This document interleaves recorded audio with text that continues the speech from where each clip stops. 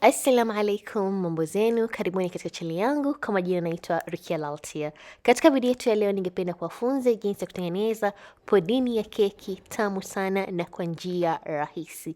Jamanini, hii dessert ni tamu sana. Makinika nami hadi tamati.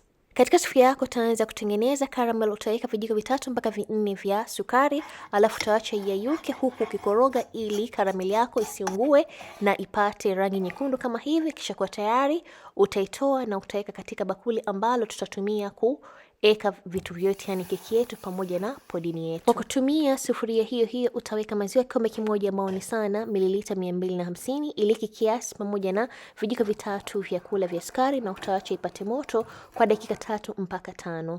Alafu katika bakuli lingine utaweka mayai 3 na utayapiga vizuri kwa kutumia mchapo ama mixer kama hii.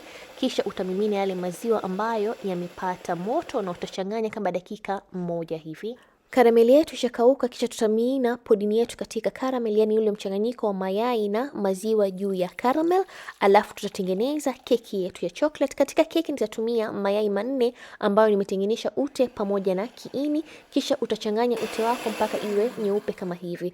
Alafu pia utachanganya kiini chako cha mayai, yani vini vyako viwili, na utaweka sukari vijiko 4 vya kula pamoja na vanilla. Nimetumia vanilla ya sukari. Kwa kutumia mchapo utaendelea kuchanganya mpaka kila kitu kichanganyike na mchanganyiko wako uwe mlaini kama hivi.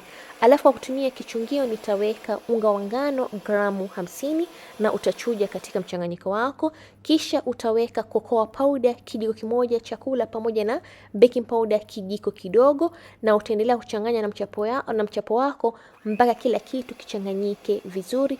Mwisho kabisa utachukua spatula ili kuhakikisha mchanganyiko wako umesagika ama umechanganyika vizuri. Na mchanganyiko wetu wa keki ya chocolate uko tayari. Utamimina kwenye pudini yako kama unavyoona katika video, alafu utafunika vizuri kwa kutumia foil paper. Na sasa ni wakati wa kuoka katika oven, ama pia unaweza kutumia jiko la mkaa. Hakikisha oven yako iko moto, na hakikisha katika tray yako, ama pia unaweza kuchukua bakuli ama sufuria ukaweka maji, alafu utaweka pudini yako juu ya maji na utaoka katika moto wa 180 kwa dakika 40 mpaka 45 mpaka pudini yako ya keki iive vizuri. Kisha hivi vizuri utatoa katika oven yako, na kama unavyoona pudini yetu ya keki imeiva vizuri.